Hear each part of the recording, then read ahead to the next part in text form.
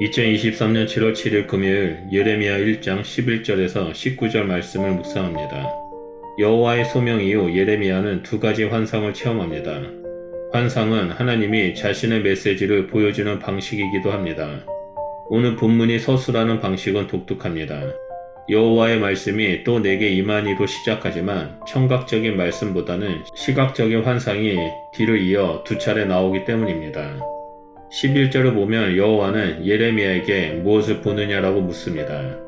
이에 대해 예레미야가 내가 살구나무 가지를 보나이다 라고 대답하자 여호와는 곧이어 내가 잘 보았다 라고 대답한 후 내가 내 말을 지켜 그대로 이루려 함이다 라고 말하며 그 의미를 설명합니다. 하나님이 이루겠다라는 것은 하나님의 말로 그것은 바로 구원이 아닌 심판을 의미합니다. 여호와의 말씀이 다시 예레미야에게 임합니다. 이번에도 환상으로 끓은 가마가 나옵니다. 가마는 북쪽에서 남쪽을 향해 기울어져 있습니다. 그리고 북쪽에서 끓은 것이 흐르고 있음을 강조하면서 위급한 상황임을 보여줍니다. 여호와는 예레미야에게 북방에서 재앙이 일어날 것이라고 말합니다. 이에 대해 14절에서는 유다에 임한 하나님의 심판으로 묘사하고 있습니다. 재앙은 이 땅의 모든 주민에게 임할 것입니다. 예레미야가 활동하기 시작한 시점에 북이스라엘은 이미 아수르에게 멸망한 상태이므로 북왕국에 대한 심판은 나오지 않습니다. 그렇기 때문에 이 땅은 유다와 예루살렘 주민을 가리킵니다. 15절은 남쪽을 향해 기울어 있는 끓은 가마와 북방에서 일어나는 재앙을 구체화합니다. 그것은 북방 왕국을 가리키는 것으로 북방에 있는 나라가 유다에 들어오는 것은 군사를 동원한 정복 활동을 의미합니다.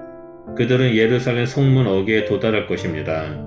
15절에 예루살렘 성문 어귀에 각각 자리에 정한다는 것은 북쪽에서 오는 자들이 유다의 왕자를 좌지우지할 것임을 의미합니다.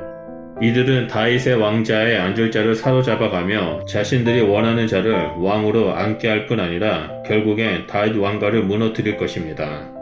본문에서 서술하는 북방 왕국은 예레미야 1장에서 처음 나오지만 예레미야 4장에서 6장을 보면 빈번하게 나타납니다.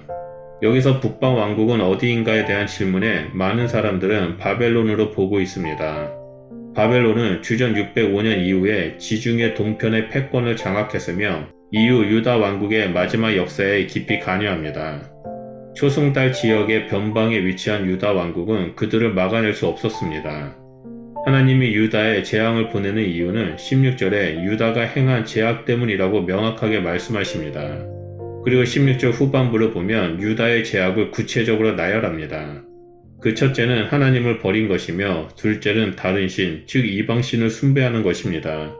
손으로 만든 것은 이방신을 말하고 절하다라는 말은 우상을 숭배하는 행위를 가리킵니다.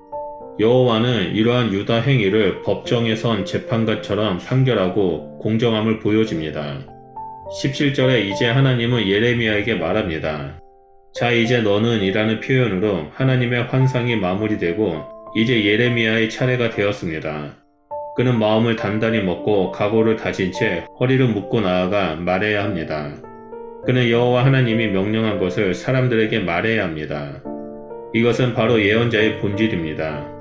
예레미야는 여호와 하나님의 대언자 또는 전언자입니다. 이것은 예레미야의 소명 사건과 유사합니다. 너를 누구에게든 보내든지 너는 가며 내가 내게 무엇을 명하든지 너는 말할지니라 라는 말에 뒤이어 하나님은 예레미야에게 두려워하지 말라고 명령합니다.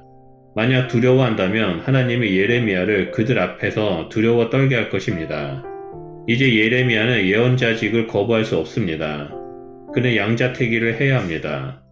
예언자 스스로 백성 앞에 나아가든지 아니면 하나님이 그를 백성 앞에 서게 하든지 해야 합니다. 하나님은 예레미야를 견고한 성읍, 세기 등 노성벽으로 비유하며 그를 백성의 지도자 앞에 세울 것입니다. 그들은 예레미야와 맞서서 칠 것입니다. 여기서 치다는 단순히 싸움이 아니라 전쟁을 가리킵니다. 예레미야는 유다 왕국의 지도자와 적대적 관계가 되었으니 홀로 싸워야만 합니다. 그러나 결국 하나님은 예레미야를 구원하실 것이라고 약속합니다.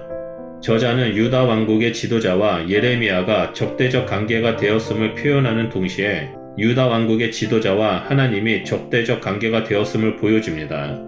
하나님이 예레미야 편에 설 것이기 때문입니다. 오늘 본문 말씀은 하나님의 말씀이 임한 것으로 시작합니다. 예레미야에게 살구나무를 보라고 하시고 하나님은 말씀을 지키실 것이라고 하십니다. 하나님의 말씀은 지식과 정보가 아니라 창조를 일으키는 능력입니다. 그 말씀을 무시하고 하나님의 뜻대로 살지 않는 자들에게는 하나님의 심판이 임하게 될 것입니다. 말씀을 아무리 많이 읽고 많이 암송하고 많이 듣고 많이 알고 있다 할지라도 그것은 충분하지 않습니다. 오직 살아서 역사하시는 하나님의 말씀에 순종해야 하고 나의 삶 가운데 어떻게 하나님의 말씀이 새 창조의 역사로 나타나는지가 중요합니다. 그래서 나의 삶 속에서 하나님의 뜻이 어떻게 이루어지고 있는지를 보는 것이 중요합니다. 하나님의 말씀은 단순히 글자로 기록된 성경책이 아닙니다. 우리가 우리에게 주어진 성경에 기록된 하나님의 말씀을 사모하고 깊이 묵상하며 순종할 때 하나님의 말씀은 날선 양날의 검이 되어 우리의 혼과 영과 관절과 골수를 쪼개어 새롭게 하실 것입니다. 늘 아침마다 묵상하시는 우리 성도님들은 하나님 말씀 가운데 머물며 순종하고 날마다 새 창조의 역사를 경험하는 주의 백성이 되시기를 축복합니다. 기도하겠습니다. 하나님 예수 그리스도로 말미암아 우리를 구원하시고 우리에게 살아서 역사하시는 하나님의 말씀을 주셔서 감사드립니다.